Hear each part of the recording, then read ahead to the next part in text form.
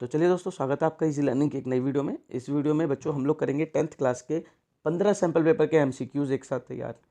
बच्चों आप सबसे एक रिक्वेस्ट है, देखिए मैं वीडियो आप सभी के लिए लेकर आ रहा हूँ। आपके लिए इंपॉर्टेंट क्वेश्चंस, इंपॉर्टेंट जितने भी टॉपिक्स होने ईजी कर सैम्पल पेपर, चैप्टर एक्सप्लेनेशन ला रहा हूँ, लेकिन बच्चे चैनल सब्सक्राइब नहीं कर रहे हैं। मेरे साथ अन्याय हुआ है, मेरे साथ अन्याय हुआ है और मैं अब किसी के साथ अन्याय नहीं होने दूंगा। प्लीज़ बच्चों चैनल को सब्सक्राइब कर दीजिए, वीडियो को अपने दोस्तों के साथ शेयर कर दीजिए ताकि वो लोग भी रिवाइज कर सकें। चलिए बिना किसी देरी के वीडियो को करते हैं शुरू। मस्त प्लान। वीडियो थोड़ी सी लंबी होने वाली है बच्चों, ठीक है, ज़रा ध्यान रखिएगा। हम इस वीडियो में ये भी समझते चलेंगे कि क्वेश्चन का आंसर कोई क्या होगा और क्यों होगा। आप साथ के साथ आंसर बताते भी चलिएगा कमेंट बॉक्स में। वीडियो पॉज करिएगा, बताइएगा कि आंसर का अगर जब मैं क्वेश्चन पूछूंगा क्या होगा। आते हैं, फर्स्ट क्वेश्चन है 1707 में इंग्लैंड ने एक एक्ट ऑफ यूनियन करा था। बहुत इंपॉर्टेंट क्वेश्चन है वाला, इसको याद कर लीजिए। एज इट इज स्कॉटलैंड के साथ किया गया था, तब जाके यूके बना था, ठीक है, great Britain of United kingdom of great Britain. Second है ऑटो वॉन बिस्मार्क को चीफ आर्किटेक्ट माना जाता है जर्मनी का। क्यों? क्योंकि उसने नेशन बिल्डिंग प्रोसेस करी थी आर्मी और ब्यूरोक्रेसी के साथ मिलकर।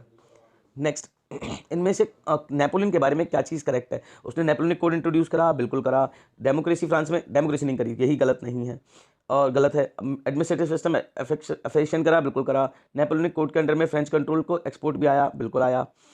इसके बाद फोर्थ क्वेश्चन है क्रोनोलॉजिकल ऑर्डर में लगाना है, ठीक है। क्रोनोलॉजिकल ऑर्डर क्या होगा? क्रोनोलॉजी मतलब होता है टाइम के बेसिस पर, कौन पहले उसके बाद कौन बाद में हुआ। सबसे पहले क्या हुआ? सबसे पहले हुआ बेटा कि प्रिंटिंग चाइना में की जाती थी रबड़ पेपर पे, सरफेस को रब कर कर। उसके बाद बुद्धिस्ट मॉन्क किसी को चाइना लेके गए। फिर उसके बाद क्या हुआ बेटा? पेपर आया यूरोप में चाइना से। फिर लास्ट में मार्को पोलो इटली लेके गया, ठीक है, चाइना से वुड ब्लॉक प्रिंटिंग को इटली लेके गया। तो 4 2 1 3 ये सिक्वेंस हो जाएगा इसका। नेक्स्ट क्वेश्चन की तरफ बढ़ते हैं। नेक्स्ट क्वेश्चन है बच्चों क्वेश्चन नंबर 5। महात्मा गांधी भारत आए 1915 में और खिलाफत मूवमेंट 1919 में शुरू हुआ, ठीक है। कमेटी बनी थी 1919 में और इंडिया में शौकत अली मोहम्मद अली महात्मा गांधी के पास है, तो नॉन कॉपरेशन मूवमेंट को 1921 में शुरू कर दिया गया इस खिलाफत मूवमेंट के साथ। लैंड का अगर हम कंटिन्यूस यूज़ करते हैं खेती के लिए या किसी और पर्पज से, तो लैंड की क्वालिटी खराब होती है, इसे लैंड डिग्रेडेशन कहा जाता है। क्वेश्चन नंबर 7 कह रहा है कि इनमें से कौन सा इनकरेक्टली मैच्ड है? तो एलुवियल सॉइल पर वीट, शुगर केन, पैडी की जा सकती है, बिल्कुल सही। ब्लैक सॉइल डेकन ट्रैप में मिलती है, सही है। लेटराइट सॉइल पे कॉटन नहीं उगती है, ब्लैक सॉइल पे उगती है, तो यही गलत है, इनकरेक्ट मैच है। नेक्स्ट क्वेश्चन है क्वेश्चन नंबर 8। क्वेश्चन नंबर 8 हमसे कह रहा है सॉइल को आइडेंटिफाई करना है, ठीक है। लावा से बनी है ब्लैक सॉइल, आगे बढ़ जाओ, कुछ जरूरत नहीं, लावा से बनने वाली सॉइल है ब्लैक सॉइल। असर्शन रीजनिंग कह रहा है रावी क्रॉप है, उसे विंटर में लगाया जाता है, विंटर की शुरुआत में लगाया जाता है, बिल्कुल सही स्टेटमेंट है। कह रहा है इसे पंजाब, हरियाणा, हिमाचल प्रदेश में उगाया जाता है, ये भी स्टेटमेंट सही है, लेकिन आपस में कोई रिलेशन नहीं है, तो बी आंसर होगा। नेक्स्ट क्वेश्चन, इनमें से कौन सा करेक्ट ऑप्शन, ठीक है। अनऑर्गेनाइज सेक्टर गवर्नमेंट के कंट्रोल में नहीं होता, तभी तो अनऑर्गेनाइज्ड है। ऑर्गेनाइज में जॉब सिक्योरिटीज रहती है, बिल्कुल सही बात है। पेड लीव्स रहती है, बिल्कुल सही बात है, तो बी आंसर ही करेक्ट हो जाएगा। नेक्स्ट क्वेश्चन पे बढ़ते हैं। क्वेश्चन नंबर 11 कह रहा है कि इनमें से कौन से सेक्टर की हाईएस्ट ग्रोथ थी 15-16 में? 15-16 में सबसे हाईएस्ट है, देखो सर्विस सेक्टर की 9.2, तो आंसर हो जाएगा सर्विस सेक्टर। नेक्स्ट क्वेश्चन कह रहा है कि the number of employ in organise sector is more than in organise sector, तो find out the way generating more employment. बच्चों क्वेश्चन में गड़बड़ है, क्वेश्चन में यहाँ पे सिटी की जगह पर रूरल एरिया होना चाहिए। गाँव में अगर हमें ज़्यादा एम्प्लॉयमेंट क्रिएट करना है तो कैसे कर सकते हैं? गाँव में एग्रीकल्चर को लोन प्रोवाइड कर, ठीक है, प्रोवाइडिंग चीप एग्रीकल्चर क्रेडिट। अगले क्वेश्चन पे जाते हैं। मान के चलिए 100 फैमिली हैं जिनकी पर कैपिटा इनकम है 10,000, तो 100 इंटू 10,000 ये टोटल इनकी इनकम हो जाएगी 10 लाख। 50 की 5,000 है, ये हो जाएगी 2.5 लाख। अब कह रहा है कि बताइए रिमेनिंग फैमिली की कितनी हो गई? 10 लाख में से 2.5 लाख गए, 7.5 लाख। फैमिलीज कितनी बची हैं? 50,000। सॉल्व करते हैं, 3 जीरो से 0 गए, 150 आंसर आ जाएगा हमारा, ठीक है, डायरेक्टली 150। एवरेज का क्वेश्चन क्यों हिला डाला ना। अगला क्वेश्चन कह रहा है कि what should an individual be worried about under employment? Identify under employment क्या होता है? तो it reduces the earning capacity of the person, बिल्कुल सही बात है, अर्निंग कैपेसिटी कम कर देती है। अगला है नेक्स्ट पॉइंट कह रहा है पुअर लिविंग स्टैंडर्ड, बिल्कुल सही करती है। पॉवर्टी, बिल्कुल सही है। ह्यूमन डेवलपमेंट मदद करती है, बिल्कुल गलत, तो 1 2 3 बिल्कुल सही है। अगला कह रहा है इनमें से ह्यूमन डेवलपमेंट इंडेक्स का इंडिकेटर कौन नहीं है? 3 इंडिकेटर होते हैं, एक एजुकेशन, दूसरा हेल्थ, तीसरा एसेस टू रिसोर्स या रिसोर्सेज। सोशल इनइक्वालिटी नहीं होता। अगला क्वेश्चन 16 का मैचिंग बतानी है। बैंकिंग आती है यूनियन लिस्ट में, आरबीआई के कंट्रोल में। इरिगेशन आता है स्टेट के कंट्रोल में। एजुकेशन दोनों के कंट्रोल में, कॉन्करेंट के कंट्रोल में। बच्चों अगर आपने कॉन्करेंट की ट्रिक नहीं देखी है तो मैंने अपने चैनल पे प्लेलिस्ट में कॉन्करेंट की लिस्ट डाल रखी है, आप चैनल पर आइए, प्लेलिस्ट खोलिए सोशल साइंस की, उसमें आपको कॉन्करेंट लिस्ट की वीडियो मिल जाएगी। क्वेश्चन नंबर 17 बता रहा है, बताओ किस चीज को बता रहा है? तो ये कांग्रेस की सरकार है, इंदिरा गांधी खड़ी है, ये स्टेट है, स्टेट को भीख में पावर दी जा रही है। फंस गया सीएम, इसे पार्टी की मीटिंग समझ के फंस गया। बहुत कम पावर दी जा रही है, तो ये किसके खिलाफ है? फेडरलिज्म के अगेंस्ट है, तो undermining the spirit of federalism. अगला क्वेश्चन देखिए, नेक्स्ट क्वेश्चन पर आते हैं। ये हो गए हमारे 17 क्वेश्चन। क्वेश्चन नंबर 18, जिला परिषद के बारे में देखिए। जिला परिषद के बारे में कौन से स्टेटमेंट सही होगा? जिला परिषद लोएस्ट ईयर पर है, बिल्कुल गलत। हाईएस्ट सबसे ऊपर है। ब्लॉक समिति को करता है कोऑर्डिनेट, बिल्कुल सही। ज़्यादातर इलेक्टेड होते हैं, बिल्कुल सही। इसका चेयरपर्सन हेड होता है, बिल्कुल सही। तो 3, सेकंड, थर्ड, फोर्थ सही है, लेकिन फर्स्ट स्टेटमेंट गलत है। अगला क्वेश्चन, इनमें से यूनिटरी फॉर्म की सरकार कहाँ पर है? श्रीलंका में सिर्फ यूनिटरी फॉर्म है, बाकी तीनों में स्टेट एंड सेंटर दोनों है। अगला है असर्शन रीजनिंग। पॉलिटिकल पार्टीज बहुत इंपॉर्टेंट रोल प्ले करती हैं लॉ मेकिंग में, बिल्कुल सही बात है, बिल्कुल करती हैं। कोई भी लॉ मेजोरिटी पार्टी के बिना बिल नहीं बन सकता, ये भी बात है, लेकिन दोनों को कोई लेना देना थोड़ी ना है। तो बी आंसर हो गया। अगले सैंपल पेपर नंबर 2। चलिए बच्चों, आप लोगों को कुछ यूजफुल मिल रहा होगा, अच्छा लग रहा है, वीडियो को लाइक जरूर कर दीजिएगा। सैंपल पेपर नंबर 2 पर आते हैं। 2 देखते हो बच्चों, ये जो हम कर रहे हैं प्रैक्टिस, इसमें से कई क्वेश्चन होंगे आपको बोर्ड में देखने को मिलेंगे, ठीक है। बोर्ड में बहुत सारे क्वेश्चन आ जाएंगे, तो इसलिए ध्यान से करिएगा पूरी तैयारी। वियना कांग्रेस 1815 में हुई थी, क्यों हुई थी? नेपोलियन को हराया था, कंजर्वेटिव रिजाइम वापस लेकर आनी थी, to restore conservative regime. True German culture लोग आम लोगों में मिलेगा, गॉटफ्राइड का है, ठीक है, जोहान गॉटफ्राइड हर्डर का है। स्टेटमेंट बहुत याद रखिएगा, ये वाला इंपॉर्टेंट है। एक इसका और एक उसका, वो जब फ्रांस छींकता है तो पूरे यूरोप को खांसी हो जाती है। जल्दी से बताओ किसने ये वाली बात बोली थी? जब फ्रांस छींकता है तो पूरे यूरोप को कोल्ड हो जाता है, किसने बोला था? अगला क्वेश्चन है कि इनमें से कौन सा ट्रू है इकोनॉमिक सिस्टम को लेकर यूरोप के? माइग्रेशन अर्बन से अर्बन, रूरल से अर्बन रीजन में हुआ, ये ठीक है। स्मॉल प्रोड्यूसर्स को बहुत कंपटीशन देखना पड़ा, ठीक है। इंडस्ट्रियल रेवोल्यूशन ज़्यादातर एडवांस देशों में हो चुका था, ये गलत है। जॉब सीकर ज़्यादा थे, बिल्कुल सही है। तो 1, 2, 4 सही है, 3 गलत है। क्वेश्चन नंबर 4 मैच करना है। 1730 में अर्लीस्ट फैक्ट्री आई होगी, 1781 में जेम्स वॉट का स्टीम इंजन है, 71 में आर्क राइट की मिल है, 85 में इंडिया की जूट मिल है। तो बिल्कुल सामने सामने आंसर दे रखे हैं। क्रोनोलॉजिकल ऑर्डर में आते हैं। क्रोनोलॉजिकल ऑर्डर क्या है? First spinning weaving mill of Madras, first jute mill, ये तो 1855 की बात है, ये इसकी भी बात की बात है। जेम्स वॉट का 1781, अर्लीस्ट फैक्ट्रीज 1730, तो बिल्कुल सही स्टेटमेंट। 4, 3, 2, 1 इस अकॉर्डिंग लगा हुआ है, पिछले ऊपर वाले क्वेश्चन से ही मिलता जुलता था। रबर है, ट्रॉपिकल सब ट्रॉपिकल दोनों में उगाई जाती है, ये ज़्यादातर मोस्ट और ह्यूमिड क्लाइमेट चाहिए, बिल्कुल सही। बारिश चाहिए 100 सेंटीमीटर से, टेम्परेचर 50 से तो ज़्यादा पे मर जाएगा कोई भी पौधा, तो असर्शन सही है, रीजनिंग फॉल्स है। अगला क्वेश्चन, क्वेश्चन नंबर 7, क्रॉप को पहचानना है। फूड और फॉडर दोनों है, जब भी कोई क्रॉप आए फूड फॉडर आंख बंद करके मेज माराना। मेज अकेली क्रॉप है, जैसे फूड फॉडर दोनों के लिए उगाया जाता है। अगला क्वेश्चन, न्यू एल्यूवियल और ओल्ड एल्यूवियल किस नाम से जानते हैं? तो देखो, ओल्ड को भंगार बोलते हैं ना, घर पे भंगार पड़ा है, तो भांगर और खादर हो गया। अगला लेग्यूमिनेसी क्रॉप कौन सी होती है? जितनी भी दाल होती है बच्चों, सब लेग्यूमिनेसी के अंडर में आती हैं। लेग्यूमिनेसी की जो फसलें होती हैं दालों में, अरहर को छोड़कर हर एक की जड़ों में नाइट्रोजन फिक्सेशन बैक्टीरिया होता है, इसलिए ये फसलें लगाने से जब मिट्टी की नेचुरल फर्टिलिटी बढ़ जाती है। अगला question, correct pair, black soil West Bengal में बिल्कुल नहीं मिलती, फॉरेस्ट सॉइल लद्दाख में यही मिल सकती है क्योंकि यहाँ पे फॉरेस्ट पहाड़ है। एरिड सॉइल राजस्थान में मिलेगी, रेड एंड सोलो ट्रैप में मिलेगी, रेकन ट्रैप में। Question number 11, hotel, travel, food care किस में आएंगे? सबके सब टर्शियरी एक्टिविटी में आएंगे। अगला, यूएनडीपी एचडीआई रैंक में इंडिया की रैंक कितनी दे रखी है? तो ऐसे कौन कौन से कारण हैं जिसकी वजह से इंडिया की रैंक पीछे है? तो इसके सोशल इंफ्रास्ट्रक्चर में कम पैसा है, जेंडर इक्वलिटी भी बहुत ज़्यादा पाई जाती है, इनकम इनक्वलिटीज बहुत ज़्यादा है, तो तीनों आंसर बिल्कुल करेक्ट है, ऑल ऑफ दीज आंसर होगा। अगला स्टेटमेंट, वर्कर्स को एक्सप्लॉइट किया जाता है अनऑर्गेनाइज सेक्टर में, तो इनमें से कौन सा ऑप्शन करेक्ट होएगा? कि there are no fix number of working hours, बिल्कुल सही स्टेटमेंट है।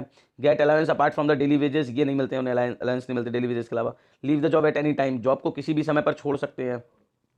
अच्छा, दे डू नॉट गेट लिखा है बच्चों, ये सेकंड सही है। दे कैन बी, हाँ, उन्हें कभी भी जॉब छोड़ने को कहा जा सकता है, बिल्कुल सही है। रजिस्टर्ड होते हैं, बिल्कुल गलत है, तो 1, 2, 3 बिल्कुल सही है, 4th गलत है। 14th क्वेश्चन पर आते हैं। असर्शन रीजनिंग में सरकार को पे करने की जरूरत है ह्यूमन डेवलपमेंट पर, ताकि सिर्फ, बिल्कुल सही स्टेटमेंट। प्राइवेट सेक्टर ऑफर कर सकता है डेवलपमेंट वेलफेयर के लिए, ये गलत है, क्योंकि प्राइवेट सेक्टर क्यों करेगा, पब्लिक सेक्टर कर सकता है, ठीक है ना, डैम वगैरह कंस्ट्रक्शन में, तो ये गलत होएगा।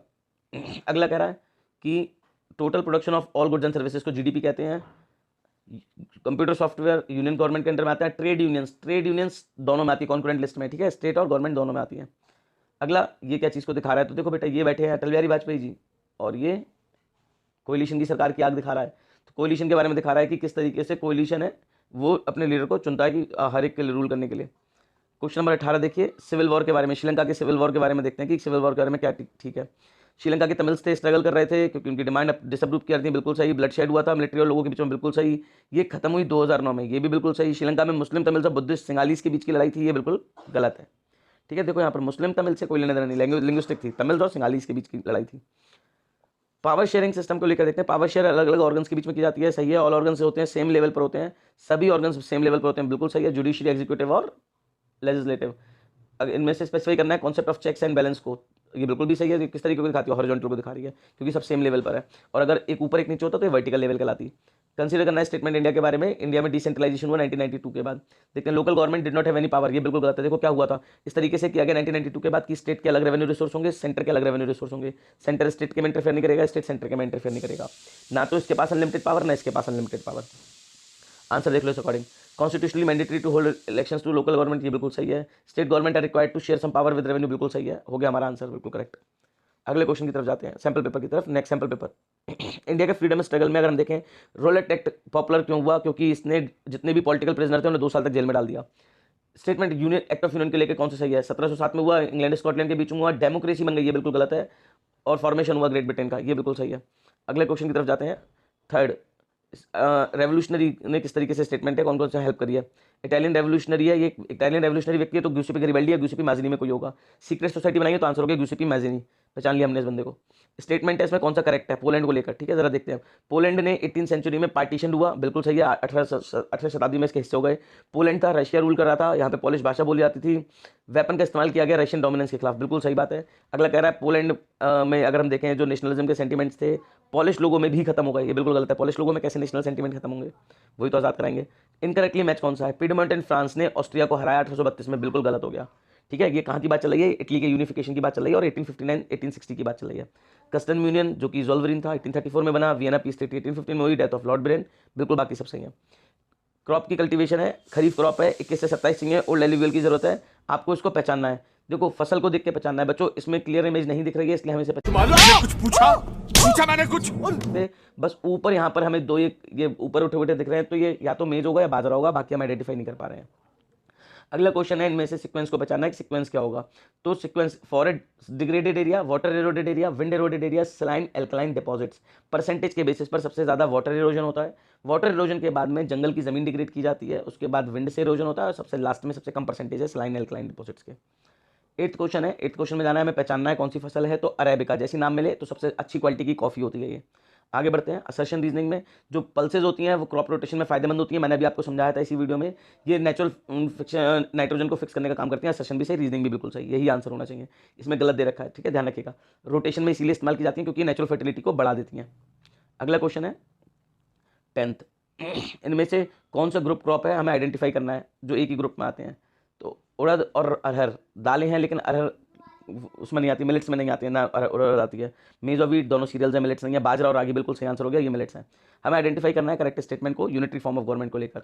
तो इसको पहचानते हैं, ये आइदर 1 लेवल पे सरकार हो सकती है और उसकी सब यूनिट्स हो सकती हैं। एक ही लेवल की सरकार है, बिल्कुल सही बात है। Central government can pass order to provincial government, ये भी बिल्कुल सही है। जब यूनिटरी है तो सेंट्रल गवर्नमेंट की ही चलेगी। लॉज होते हैं इक्वली इन्फोर्स किए जाते हैं हर रीजन में, rest of the state without territorial distinction, यानी हर स्टेट में आप एक जैसा समान लगेंगे क्योंकि सेंटर ही रूल बना रही है, सब जगह एक समान लगेंगे।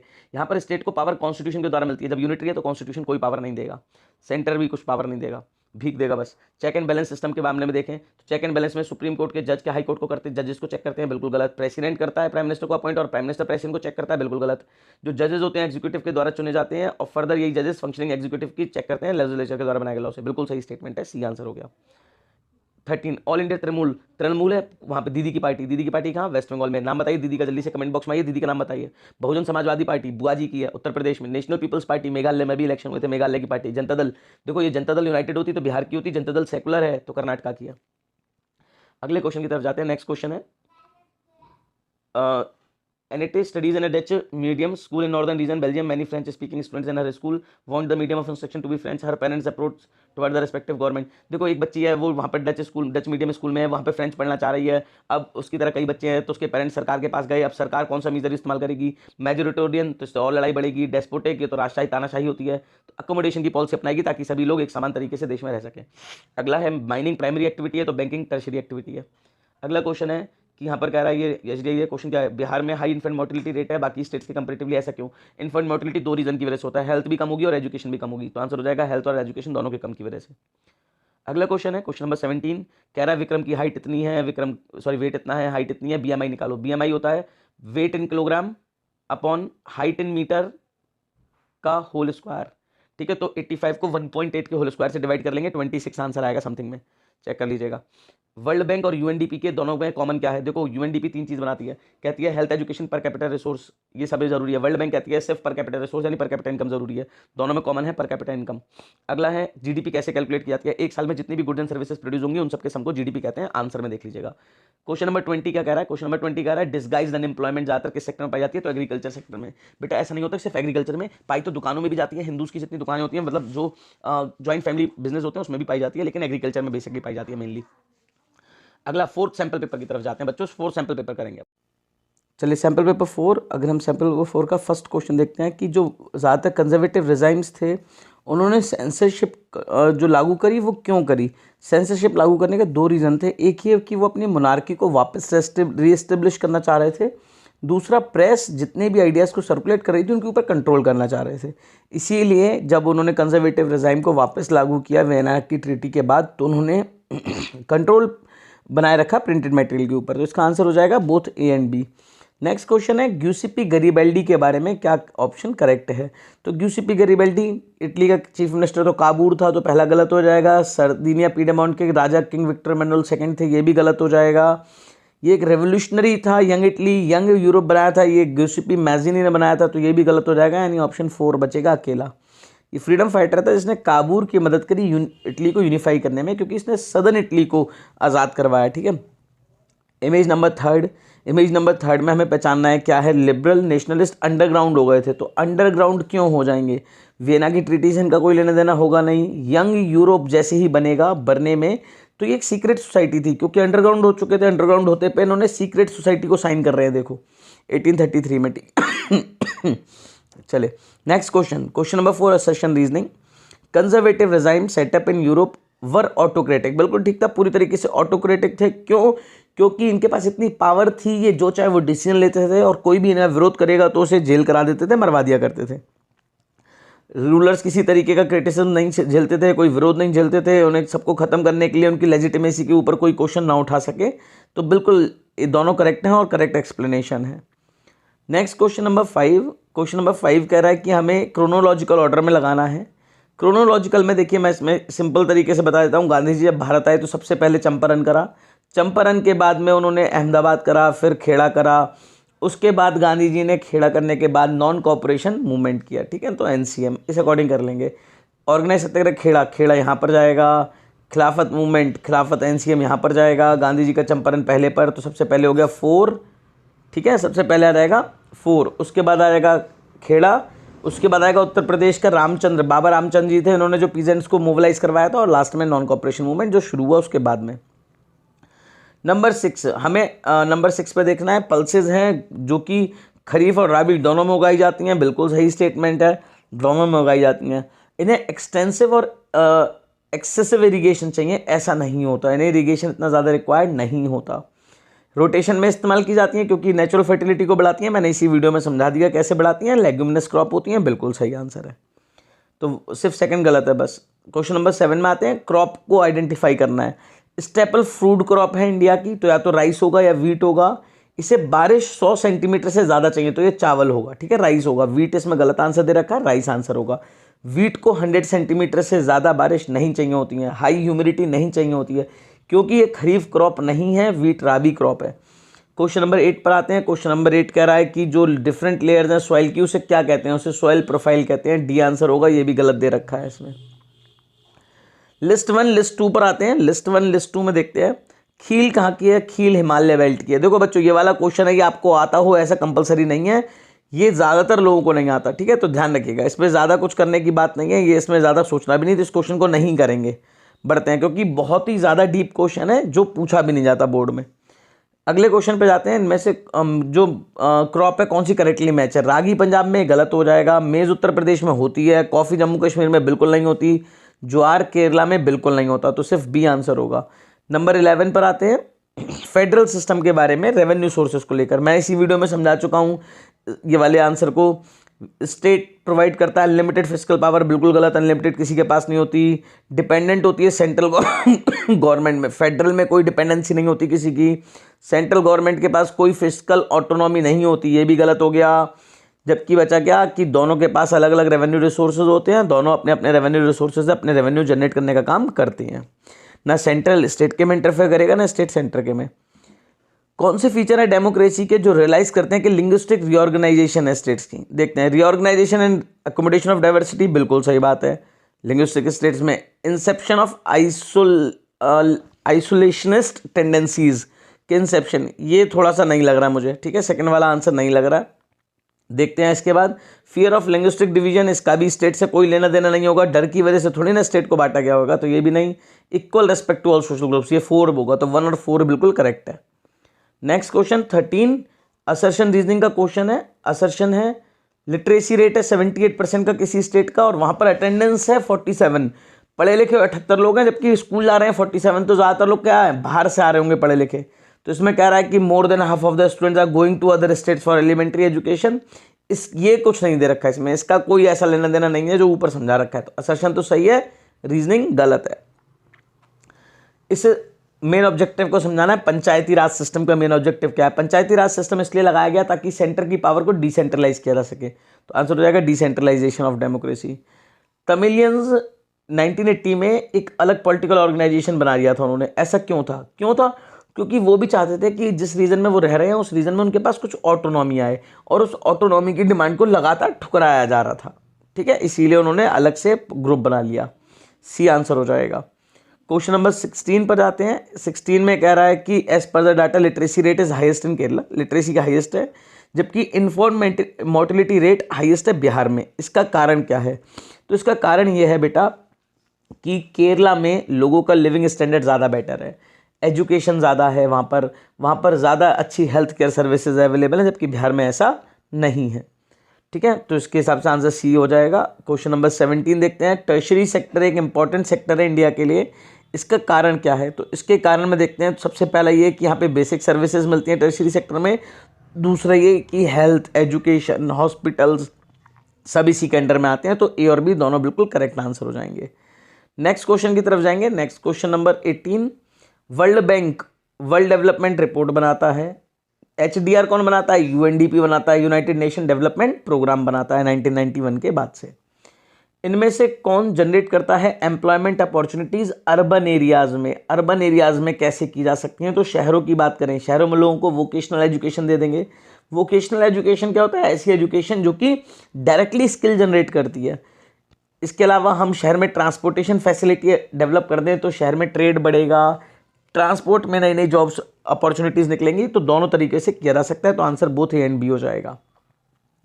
इनमें से कौन सा करेक्ट है कि किस तरीके से हम अंडर एम्प्लॉयमेंट को डील कर सकते हैं? तो अंडर एम्प्लॉयमेंट को क्या हम गवर्नमेंट प्रोवाइड करें? अनएम्प्लॉयमेंट लोगों को कुछ बेनिफिट्स, तो इससे डील नहीं हो सकता। शॉर्ट टर्म हो सकता है लेकिन लॉन्ग टर्म के लिए कोई ये तरीका नहीं है। प्रमोट करें, लोकेट करें इंडस्ट्रीज़ को, सर्विसेज को, जहाँ पर ज़्यादा से ज़्यादा लोगों को लगाया जा सके, बिल्कुल सही। ऐसी इंडस्ट्रीज़ लगाने की ज़रूरत है जो ज़्यादा जॉब अपॉर्चुनिटी क्रिएट करती हो, ठीक है, तो बी आंसर हो जाएगा। Next sample paper number 5 question देखते हैं। बच्चों देखिए, आपको एक ही वीडियो में सारे सैम्पल पेपर के MCQ समझाता भी जा रहा हूँ साथ के साथ में कि कोई आंसर है तो क्यों है और कोई नहीं है तो क्यों नहीं है। प्लीज़ चैनल को लाइक सब्सक्राइब ज़रूर करिएगा। देखते हैं फ्रेंच रेवोल्यूशन के लिए इनमें से कौन सा करेक्ट है। तो सबसे पहले करेक्ट में आते हैं, फ्रेंच रेवोल्यूशन के बाद में जो लोग थे वो चाहते थे कि जो देश है वो कॉन्स्टिट्यूशन के अकॉर्डिंग बने और उसकी डेस्टिनी हो, बिल्कुल सही बात है। फ्रांस कॉन्स्टिट्यूशनल मोनार्की बन गया, यहाँ पर जो नया रिपब्लिक था वो रॉयल फैमिली के अंडर, बिल्कुल गलत। फ्रेंच रेवोल्यूशन के बाद देश पूरी तरीके से रिपब्लिक देश बना, ना कि मोनार्कियल, ठीक है। सेंट्रलाइज एडमिनिस्ट्रेटिव सिस्टम था जहाँ पर यूनिफॉर्म लॉज थे सभी के लिए, बिल्कुल सही बात है। इंटरनल कस्टम ड्यूटीज लागू की गई, लागू नहीं की गई, हटाई गई थी, तो सिर्फ 1 और 3 बिल्कुल करेक्ट है। अगले क्वेश्चन की तरफ जाते हैं। नेक्स्ट क्वेश्चन नंबर 2, इनमें से कौन सा ज़्यादा बेहतर, किसने कहा था कि सबसे बड़ा जो एनिमी है सोशल, किसे बताया था? ड्यूक मैटरनिच ने। तो मैंने आपको यही क्वेश्चन इसी वीडियो में दिया था बताने के लिए, नहीं मैंने क्वेश्चन दूसरा था, बंदा यही था ड्यूक मैटरनिच। देखिए ड्यूक मैटरनिच ने सबसे बड़ा दुश्मन बताया ग्यूसेपी मैज़िनी को। ड्यूक मैटरनिच को लेकर मैंने एक क्वेश्चन पूछा था इसी वीडियो में कि वो कौन था जिसने बोला था कि जब फ्रांस छींकता है तो पूरे यूरोप को कोल्ड हो जाता है। आंसर ड्यूक मैटरनिच होगा। अगला क्वेश्चन है, हमें इवेंट्स को क्रोनोलॉजिकल ऑर्डर में लगाना है। इटली का इंटीग्रेशन 70s-60s के समथिंग पर हुआ, 1860s में सॉरी। ग्रीक स्ट्रगल की शुरुआत 1835 के समय पर हुई। यूनिफिकेशन ऑफ जर्मनी 1870s के समय पर हुआ। वियना 1815 में। तो सबसे पहले वियना हुआ होगा यानी 4, उसके बाद ग्रीक का इनिशिएशन यानी 2, उसके बाद 1, उसके बाद 3। तो 4213 आंसर होगा, देख लीजिए जिस भी ऑप्शन में हो। असर्शन रीजनिंग में जो ग्रोथ है रेवोल्यूशनरी नेशनलिज्म की यूरोप में, ये ग्रीक इंडिपेंडेंस के बाद शुरू हुई। ये तो बिल्कुल गलत है, ये फ्रांस रेवोल्यूशन के बाद शुरू हुई। तो असर्शन गलत है, तो आंसर सीधा सीधा हो जाएगा D, assertion is false, reasoning is true. अगला क्वेश्चन, जो वुमेन है और नॉन प्रॉपर्टीड मैन है, ये लोगों ने विरोध करा, कई मूवमेंट चलाए 18-19 सेंचुरी में। क्यों? क्योंकि इन लोगों को वोट देने का अधिकार नहीं मिल रहा था, तो इक्वल पॉलिटिकल राइट्स चाहिए थे, इसीलिए इन लोगों ने विरोध करा। फ्रांस में इन लोगों को पैसिव सिटीजन्स की तरह देखा जा रहा था, ऐसे सिटीजन जिन्हें वोट देने का अधिकार नहीं दिया गया था। क्वेश्चन नंबर 6 कह रहा है कि इनमें क्रॉप को आइडेंटिफाई करना है, ट्रॉपिकल और सब ट्रॉपिकल। बेटा आंख बंद कर कर लगाना, ऐसी फसल जो ट्रॉपिकल सब ट्रॉपिकल दोनों है वो शुगर केन है, ठीक है, याद रखना, शुगर केन गन्ना है। अगला क्वेश्चन, इनमें से कौन सी क्रॉप जायद है? तो कोई भी सब्जी का नाम आ जाए जायद मार देना। ग्राउंडनट, मस्कमेलन, मस्कमेलन फ्रूट आ गया, हो गया आंसर, ठीक है। देखो तरबूजा, खरबूजा, ककड़ी, खीरा सब इसी के पार्ट हैं, सब्जियां ज़्यादातर जितनी भी हैं और पानी वाले फ्रूट्स हैं। तो 7 का हो गया आंसर बी। अगला क्वेश्चन है, इनमें से कौन सा स्टेटमेंट ट्रू है रिन्यूएबल एनर्जी रिसोर्स के लिए? पहला स्टेटमेंट कह रहा है कि ये है नेचर के द्वारा पीरियड में, हर पीरियड में रिप्लेनिश किए जाते हैं, यानी बार बार इन्हें नया किया जाता है, बिल्कुल सही। तो स्टेटमेंट ए ही बिल्कुल करेक्ट है। 9, इनमें से ऑयल सीड, ऐसा ऑयल सीड जो राबी और खरीफ दोनों में उगता है। देखो बेटा ज़्यादातर जितने भी ऑयल सीड्स हैं वो सब राबी होते हैं, जबकि कैस्टर ऑयल, ठीक है, कैस्टर ऑयल एक ऐसा सीड है, कैस्टर सीड सॉरी, ऐसा सीड है जो कि राबी खरीफ दोनों में उगता है, ठीक है। कैस्टर ऑयल मेडिकल वाले से पूछ के देखिएगा, हर मेडिकल पे मिलता है, और उसके यूजेस पूछेगा कि क्या यूजेस होते हैं, आपको कुछ ज़्यादा बेटर नॉलेज मिलेगी इसके बारे में। एक इमेज दे रखी है, ये इमेज किस चीज़ को दिखा रही है? देखो जरा कितने अच्छे से देखो, ये डेमोक्रेसी है। डेमोक्रेसी को दुनिया के 2 सबसे पावरफुल रूलर एक साथ हाँक रहे हैं, एक तरफ है व्लादिमीर पुतिन और दूसरी तरफ है जॉर्ज बुश। यूएस और रशिया 2 पावरफुल कंट्रीज डेमोक्रेसी को अपने मन मर्जी चला रहे हैं, यानी इसका मतलब है जो कॉन्सेंट्रेशन है पावर का वो एक ही केंद्र पर है, कुछ ही गिने चुने लोगों के हाथ में, जिसकी वजह से डेमोक्रेसी का जो कॉन्सेप्ट है वो पूरी तरीके से अंडरमाइन किया जा रहा है। तो बी आंसर करेक्ट होगा। अगला क्वेश्चन है, स्लैश एंड बर्न के अलग अलग नाम हैं या टाइप हैं, उनके बारे में जानना है। स्लैश एंड बर्न है एग्रीकल्चर। देखिए कम्युनिटी गवर्नमेंट, पावर शेयरिंग, ये क्वेश्चन थोड़ा सा गड़बड़ है, ये पावर शेयरिंग है, ठीक है, क्वेश्चन गड़बड़ है 11th वाला, ये पावर शेयरिंग के पार्ट हैं। चलिए देख लेते हैं क्वेश्चन को। पावर शेयरिंग में कम्युनिटी गवर्नमेंट बेल्जियम में बनी थी, तो 1 का 2 हो गया। यूनिटरी गवर्नमेंट श्रीलंका में है, तो 4 हो गया। कमिंग टुगेदर की बात करें, यानी छोटे छोटे स्टेट्स आते हैं और आने के बाद वो एक बड़ा देश बनाते हैं, तो ये यूएस हो गया। और होल्डिंग टुगेदर यानी सेंटर मजबूत होता है और अपनी पावर को थोड़ा थोड़ा स्टेट्स के बीच में बांटता है ताकि स्टेट्स जुड़े रहेंगे, इंडिया हो गया। क्वेश्चन नंबर 12 पर जाते हैं, assertion reasoning. National Congress party, Bharat की एनसीपी, नेशनल कांग्रेस पार्टी 1999 में बनी थी। इंडिया के लिए बात नहीं हो रही है फिर ये, क्योंकि इंडियन नेशनल कांग्रेस तो अगर हम बात करें आईएनसी की तो वो तो 1885 में बनी थी। मेजर पार्टी है महाराष्ट्र की, डिमांड करती है गांधीयन, अच्छा ये एनसीपी की बात हो रही है, आईएनसी नहीं है बच्चों, सॉरी, ये नेशनलिस्ट कांग्रेस पार्टी है, हाँ बिल्कुल ठीक है, ये 1999 में बनी थी। ये मेजर पार्टी है महाराष्ट्र की, ये भी सही है। गांधीयन सेकुलरिज्म की डिमांड करती है, ये भी सही है, लेकिन इसको एक्सप्लेन थोड़ी ना कर रही है कि क्यों बनी थी, क्यों थोड़ी ना बताई गई है, तो इसका बी आंसर होगा। दोनों सही है लेकिन करेक्ट एक्सप्लेनेशन नहीं है। अगला करेक्ट स्टेटमेंट कौन सा है? करेक्ट स्टेटमेंट कह रहा है डेमोक्रेसी डिक्टेटरशिप से नॉट टू लैग बिहाइंड, बहुत पीछे नहीं है। भैया डेमोक्रेसी आगे है, नॉट टू लैग बिहाइंड क्यों करना। Democracy is not guarantee for economic development, बिल्कुल सही बात। डेमोक्रेसी हमेशा इकोनॉमिक डेवलपमेंट को बढ़ावा दे ऐसा जरूरी नहीं है। देखा गया कई ऐसे देश जहाँ डिक्टेटरशिप है वो इकोनॉमिकली ज़्यादा पावरफुल है, तो बी आंसर हमारा बिल्कुल सही स्टेटमेंट होगा। अगला 14th क्वेश्चन है, कॉन्स्टिट्यूशन इंडिया का है वो पावर्स को डिवाइड करता है किसके बीच में? सेंटर और स्टेट के बीच में। कितनी लिस्ट हैं? पहले 3 थी, आज 4 हैं। 3 कौन सी? Union, state, concurrent. आज चौथी कौन सी बढ़ गई? रेसिडुअल। अगले क्वेश्चन पे जाते हैं, फेडरल प्रिंसिपल्स जो इंडियन फेडरेशन में पाए जाते हैं। तो फेडरेशन में क्या प्रिंसिपल्स हैं? पहला, equal presentation of states in second house of parliament, बिल्कुल गलत, इक्वल प्रेजेंटेशन नहीं है, उत्तर प्रदेश का सबसे ज्यादा है। Bicameral legislation at federal level, बिल्कुल सही बात है, 2 लेजिस्लेशन है यानी 2 हाउसेज हैं। डबल सिटीजनशिप इंडिया में कभी लागू नहीं हुई। इंडिपेंडेंट एंड इम्पार्शियल जुडिशरी, पूरी तरीके से इंडिपेंडेंट और इम्पार्शियल जुडिशरी है जो किसी के लिए पार्शियलिटी नहीं रखती है। और ना एग्जीक्यूटिव पर डिपेंडेंट है ना लेजिस्लेटिव पर। अगला क्वेश्चन है, कह रहा है कि बताइए कितने सालों के लिए रिजर्व मिडिल ईस्ट के पास बाकी हैं। तो मिडिल ईस्ट के पास रिजर्व हैं 808 गैलन्स के, जो कि 70 सालों के लिए, मिलियन गैलन्स के, जो कि अगले 70 सालों के लिए। तो आंसर हो जाएगा 70 ईयर्स। अब कैसे कैलकुलेट करोगे बीएमआई को? बीएमआई कैसे कैलकुलेट करते हैं? फॉर्मूला देखो बच्चों, BMI equal to weight in KG upon height in metre का होल स्क्वायर। ठीक है, सिर्फ हाइट का स्क्वायर है, ध्यान रखिएगा मीटर में। अगले क्वेश्चन की तरफ बढ़ते हैं। नेक्स्ट क्वेश्चन 18, इनकरेक्टली मैच क्या है? पर कैपिटा इनकम से एवरेज इनकम निकालते हैं, बिल्कुल सही बात। नेशनल इनकम टोटल इनकम होती है, बिल्कुल सही बात। बॉडी मास इंडेक्स से एवरेज वेट निकालते हैं पॉपुलेशन का, गलत है। बॉडी मास इंडेक्स से हम किसी भी व्यक्ति के फिजिकल मास को जानते हैं कि वो ओवरवेट है, अंडरवेट है या हेल्दी वेट है। ठीक है, ये निकाला जाता है, ना कि पॉपुलेशन का एवरेज वेट। तो डी सी गलत होगा। Complete the following table, correct information regarding the sectors of economy. Sectors of economy को लेकर लेबर, अच्छा डिस्गाइज अनएम्प्लॉयमेंट को लेकर पूछा गया है। डिस्गाइज अनएम्प्लॉयमेंट में आते हैं। डिस्गाइज अनएम्प्लॉयमेंट क्या होती है? देखो, काम के लिए ज़रूरत है 5 आदमी की, लेकिन कर रहे हैं 7 आदमी, तो जो 2 आदमी है वो डिस्गाइज कहलाते हैं। यानी जितने लोगों की ज़रूरत है उससे ज़्यादा आदमी वहाँ पर काम कर रहा है। तो आंसर बी हो जाएगा। 20th क्वेश्चन है, 1000 ऑफ कैजुअल वर्कर्स हैं सर्विस सेक्टर में काम कर रहे हैं। ठीक है, तो क्वेश्चन है, many of them don't find every work, what is the problem of under employment occurs. कि जो प्रॉब्लम है अंडर एम्प्लॉयमेंट की वो क्या होती है? तो अंडर एम्प्लॉयमेंट अभी आपको बताया कि कोई व्यक्ति जितना काम करने के काबिल है उतना काम ना कर पाए, तो इसे अंडर एम्प्लॉयमेंट कहते हैं। चलिए नेक्स्ट सैंपल पेपर देखते हैं।